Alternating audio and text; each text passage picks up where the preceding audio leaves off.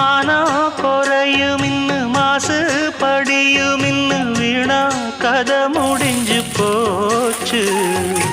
ஈசான மூலையில லேசான பள்ளி சத்தம் மாமன் பேர சொல்லி பேசுது. ஆறாத சோகந்தன்ன தீராம சேர்த்து வச்சு ஊரும் சேர்ந்து என்ன ஏசுது. மாமா மாமா உன்னத்தானே எண்ணி நானும் நாளும் தவித்தேனே.